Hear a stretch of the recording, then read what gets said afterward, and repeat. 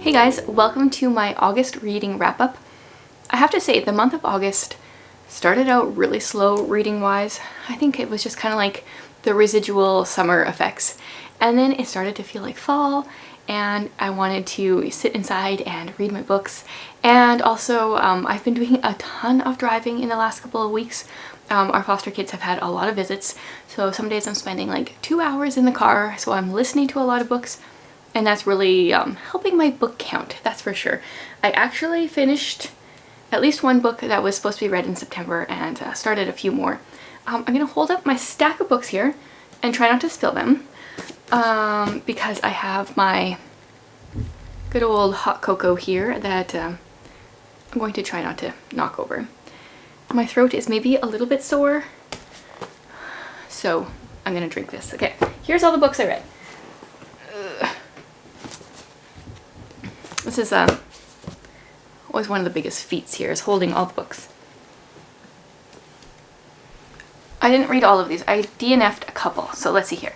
This is my stack for the month of August. Whoa, whoa, whoa. Let's get them all in there.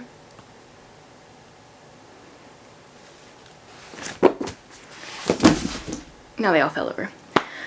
Okay, so I am going to separate them into star ratings. I think it's been a few months since I did that. I've just been lazy and I've just been going in the order that I read them. But I'm going to separate them into star ratings. We'll start with my DNFs and we'll move up to 5 stars because there was definitely some DNFs and some 5 stars.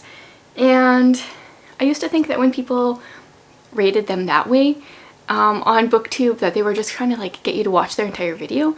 But actually sometimes I feel like my DNFs are the ones I'm kind of most excited to talk about. And I have an unpopular opinion this time. So let me just quickly sort these. Okay, so just to tell you how this is kind of breaking down here, I have 3 DNFs, 1 3-star, 4 3.5 stars, 4 4 stars, 1 4.5 star, and 3 5 stars. So it kind of spans the realm. Like, I don't generally give books a 1 or a 2-star rating because if it's going to be rated that low, then I usually just give up on it. I have no problem DNFing books because there's so many books I want to read. I don't have time to sit around reading ones that aren't really capturing my attention. So let's start with my DNFs. Yeah, like I said, I have 3 of them. The first one is, I feel bad about this one. I feel bad. I DNF'd this book again. So this is a and I got like not very far at all. This is a non-fiction book about a girl and kind of like her upbringing. I guess it's, a lot of people thought I would like it because it's kind of cult vibes. Her family really lives like backwoods, doesn't believe in all the things kind of thing. And I want to like this book, but I have just found the writing style, I don't know, to be very boring. I think if someone took her life maybe and wrote this as a fiction book and added a little bit more, I don't know, just a bit more interest to the writing, I think I would really enjoy it.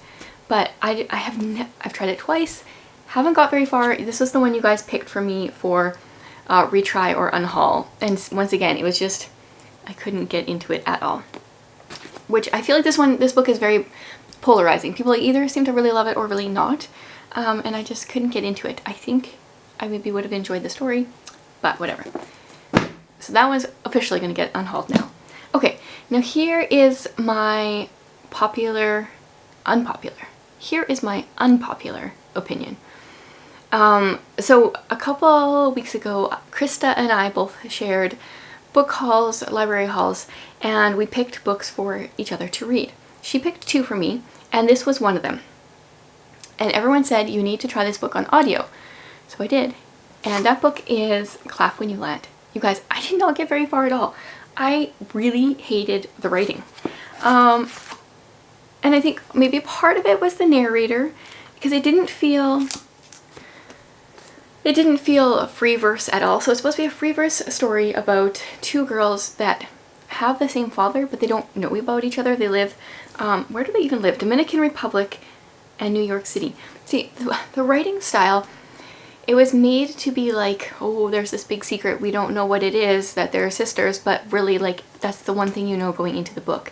And I didn't feel like there was enough of a variation between the girls, like their voices in the writing, and it felt like they had no personality. I felt so bored, and so I quit this one really, really early.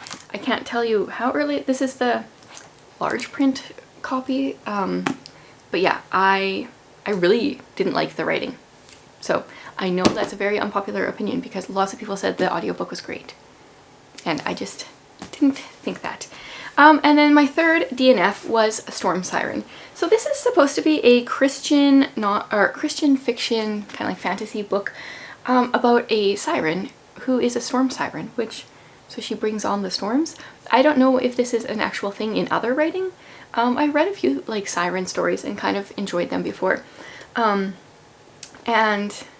this one, I think I got halfway through. And it was just so heavy on the romance. Like, I can't even remember what was happening here. Or, oh yeah, it's just like every guy that popped up in here was just like this main character whose name I don't even remember. Nim was, she just found all of them attractive. And by 50% I was like, I don't understand how this is supposed to be Christian fiction, which doesn't always bother me because sometimes I like it to be very subtle, but also it was just like so focused on like this romance aspect, and I was just like not really there for that. So those were my 3 DNFs. Now my 3-star, I don't even know, like I probably could have both given this book a lower rating and a higher rating, but I read Summer Promise, which is the first book in the Christy Miller series. So this is something I read as a teen, and I think it's kind of, so it says teen fiction, so I don't know if this is like YA, a little younger than YA, but maybe a little bit older than middle grade, maybe a little bit more YA. It's a Christian story, quite cheesy. Something really interesting that I don't remember, but I think is a thing from the copy that I read too, is that the text is in blue. I thought that was weird. Anyway, it's about a girl who is from somewhere in the northern states, I don't remember where, and she goes to live with her rich aunt and uncle in California for the summer, and she's like kind of doesn't fit in with the crowd there, and she's trying to fit in, and her aunt is stereotypical and trying to tell her to be herself or be someone that she's not really, but telling her to be herself. And she tries to be cool and popular and gets kind of involved with some kids that are doing bad things. And it's just, in some ways it felt like such a cheesy stereotypical story, and in other ways I appreciated the story. So that is why I struggled with what to rate it. Like I just cheaped out and gave it a 3-star. It deals with things like drugs and sex before marriage and stuff like that. So I was like, oh, this deals with heavier topics than I remember from when I read it as a teen. So I wouldn't give this necessarily to like young kids. And it is cheesy, but at the same time, it does deal with some really important topics, I think, about like, you know, that living for Christ is more important than trying to be popular and stuff. So I'm going to hold on to this. I'll let my daughter maybe read it in a few years. There are 2 other books in this bind up that I have, but I probably can't be convinced to continue the series. It was fun to go back though and read some books, or a book that I read as a teenager. And I've got 2 on my September TBR that I read when I was younger that I'm going to be reading this month that I'm excited about, but like also might be a little bit cringy. For that reason, I want to do a reading vlog with those, because I think it might be fun to share some of my cringy moments with you, maybe. I wish I would have done that for this. I was reading out a few lines to Jared. I wish I would have highlighted them or doggy-eared them. There were some really cheesy lines in here, but it made it fun. I don't know. I think that might be my process here this this month with some of my reads from when I was younger. Okay, moving along. I think we are in 3.5 stars now. Now this book, I have a lot to say. This is Argosy Junction. So, Shalise from Sodbuster Living, and then now she has a booktube channel called And Read Another Chapter. I don't know why I always like stumble over that title. Her mom actually wrote this book. And I have no idea how to pronounce her mom's name. I'm not even gonna try. It's like when I was younger and reading Babysitter's Club and I didn't know how to read Claudia's name, so I just like made up some gibberish in my head. That kind of thing. Okay, anyway, so this book, Shalise sent it to me because of my love for enjoyment of cult books. So it's about a girl named Lane. She lives on a ranch, a sheep ranch, and she, oh man, you know what? Yeah, I have a lot to say about this book. Okay. So it's kind of stereotypical in the way that Lane lives on this ranch and Matt, this city guy, comes for a vacation, and I think there is an attraction there, but a lot of the focus on this book is not about romance, but it kind of is, but it's not the stereotypical what I was expecting kind of romance. So okay, let's start with the cult factor. Lane lives in this small town that there is a church called the Brethren, and it's a cult-like church where they just like slowly, you know, they started out kind of following the Bible and then slowly started adding their own rules, and it turned into like a very legalistic community. It sounds like a lot of the communities around where I live. This book, it was very interesting to read. Those cult aspects and the legalism, that sounds very familiar. Anyway, and then so there's this Matt guy who he lives, where did he live? In some kind of city, and he lives like in the rough area because his family grew up poor. So what I thought was gonna kind of happen was they were gonna meet and fall in love, and then his vacation would be over and they would get married kind of thing. But that's not what happens in this book. This book is, there's a lot more to it. So Lane struggles with the idea of Christianity because of the fact that she's been burned from this cult that her family was a part of, and it's very interesting. Matt does not want to be involved with her if she is not a believer, and I feel like so often that in books then all of a sudden the person becomes a believer, but a lot of this book is focused on him trying to help her get over some of the like trauma from the cult and realizing how much Christ loves her and how much the cult was a religion and not actual Christianity. And yeah, there was actually a lot I liked about this book, so I give it 3.5 stars. I think it's right about there. Like, there's a lot of it that's not my normal reading style, but there's a lot in here that I really appreciated. I would like almost, it was probably almost a 4-star, and that is for a book that is generally outside of my kind of like favorite genres. So yeah, Argosy Junction. If you guys are interested in stories that are, I don't know, if you like maybe the more like Christian romance book, I think you would like this, and it's like a million steps above that. Okay, I'll try not to talk about the rest of these that much. The next 3.5 star was Caught Red-Handed. This is the last one in the, I always forget this, Amherst series. I can never find it. Yeah, so it's where we follow this journalist named Mary who just stumbles across bodies all the time in this tiny little town. Like, don't move to this town. And it is a love-inspired suspense, which is interesting. I feel like the love interest, like the, because I think this one's actually, yeah, it's a romance. It's more to this level where it's not a quick little romance, it's more of a relationship. So I appreciate that, and I don't know, I found our character Mary very interesting to get to know. Like, there's often a, I can't think of what I'm trying to say here. Well, anyway, so this is very like cozy mystery-esque, and there is some cheesiness, but there's always a really deep underlying faith element going on. In the previous one, there was like talk about domestic abuse, And in this one, we kind of like follow a company that helps out people that are struggling financially with their houses and their like upkeep of their houses and stuff. And so I really appreciate those things that are added in. It takes it up a notch from like the normal Christian romantic suspense books. Okay, and then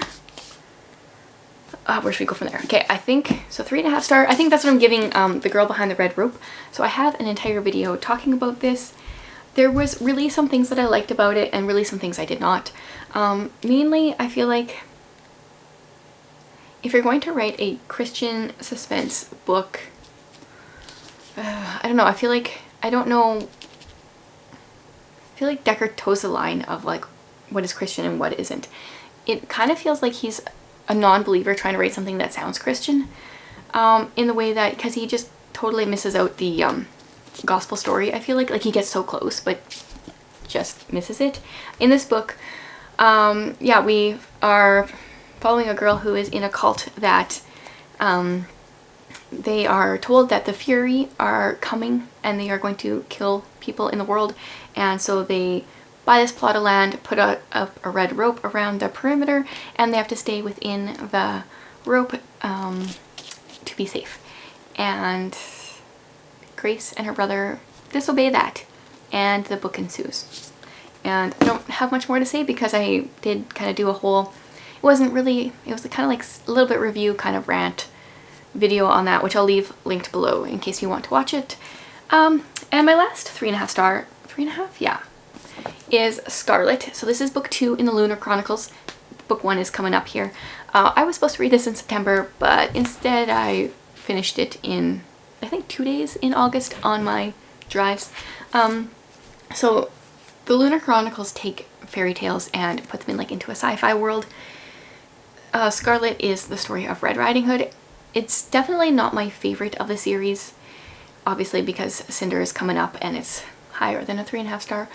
But it's enjoyable. Actually, I think this is maybe my least, I can't remember the rest yet. I think this might be my least favorite of the series though. So I can't say much about it. My favorite parts were when we followed Cinder, which is the girl from the first book. So my favorite parts of Scarlet were when you're following a different character. But still, like 3.5 stars, that's not bad. Now, moving on to 4 stars after these hot cocoa messages. I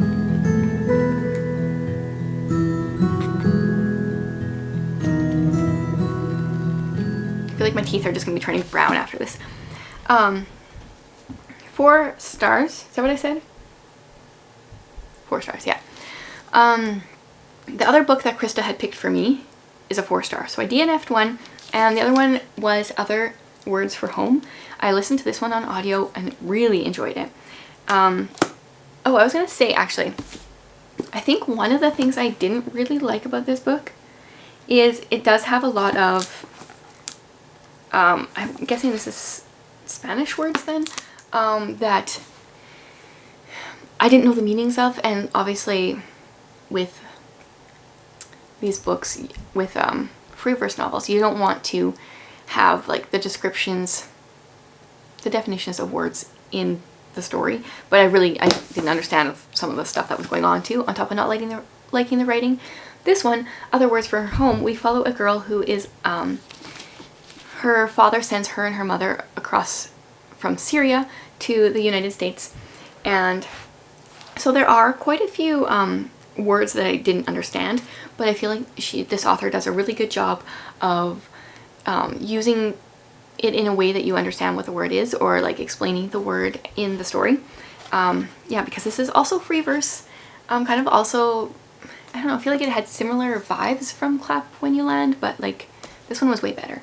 I really enjoyed this, getting a glimpse into her transition into America and how she felt conflicted onto like which way is home, and yeah, so I really enjoyed this one. I don't really have much more to say about this. Yeah. Then for my reading vlog that I did, interesting, I'm just realizing that the last reading vlog that I did, the 3 books that I was really focusing on are all in the 4 star category here. So The Bones Will Speak, this is book 2 in the Gwen Marcy series, which is a suspense series where our main character is a forensic artist, and in this one she gets led to kind of like a killer's hideout by her place, and she needs to, I don't know, solve it. Like, she doesn't though. So our main character really actually bothers me.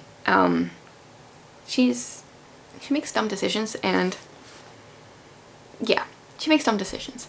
So she kind of bothers me, but yet I like the book enough, the story enough, that this is a 4-star. So that means something. So far, overall, I feel like I have liked some of Carrie Stewart Park's characters, but for the most part, like, her storylines are really what pull me along. And yeah, this was kind of like, this was one that I struggled with the characters but really enjoyed the story. So now I'm halfway down this series and plan on continuing, but will be happy to leave this character and her daughter behind. Yeah, but really enjoyed the series. Then the other book that I was reading on that reading vlog is Edge Dancer.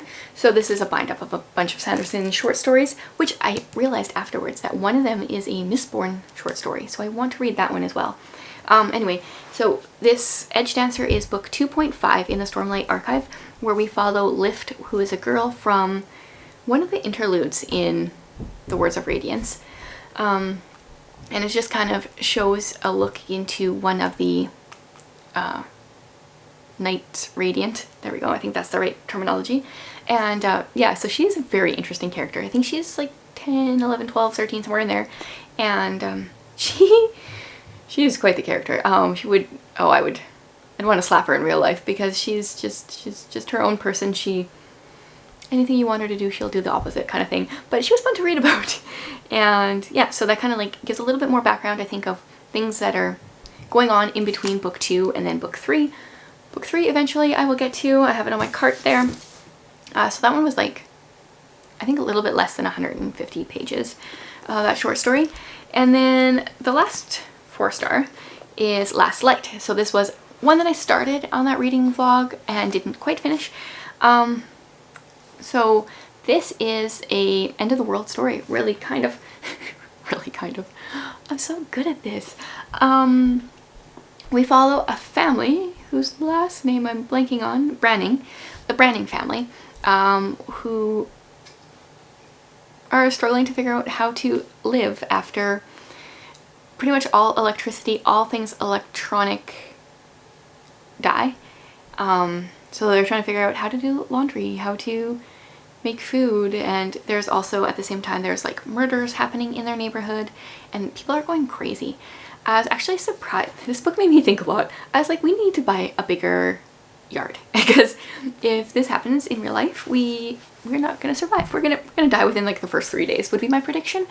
But interestingly enough, so like the world is kind of going crazy, which I feel like is understandable. I think it's about 10 days in, they have like 2 murders in their community, little subdivision or something, and surprisingly, like the sheriff or whoever he is, he's like still going to work, and he's saying that their area is having more problems than all the other ones. And I feel like after seeing kind of like how the world has reacted in this last year and a half, I feel like their community has been great. I think in real life things would go down pretty fast. Yeah, so the characters really do bother me in the first half of this, but I think I can see and understand that Terry Blackstock is laying the groundwork for character growth throughout the series. It's a 4-book series. About halfway through, some of them start smartening up. And there's some really good faith conversations in here. I enjoyed it. It wasn't like super riveting. I'm definitely curious to see where the series goes and want to continue it, but it wasn't one of my favorites of hers. Like the If I Run series, like that one, I just wanted to sit down and devour all 3 books, and I didn't feel quite that way with this one, but still enjoyed it. Now, 4.5 stars is Cinder. Okay, so this is the first book in the Lunar Chronicles where Cinder is the Cinderella fairy tale person, and she is a cyborg. And what can I say? Yeah, so there's like a pandemic going through their area. I feel like I just have read so many pandemic books lately. And yeah, don't know. This was a reread for me. I read this probably about 4 years ago the first time, and I saw that I only gave it 3 stars on Goodreads, and I think honestly I was like, I thought I liked it more than that. I think I was embarrassed to really enjoy a YA sci-fi book, because I really remember really enjoying it, and I enjoyed it the second time through as well. So I'd listened to part of it on audio, read part of it, and I don't really know what I can say. Like, the prince, like in Cinderella here, he there's a lot going on in his life.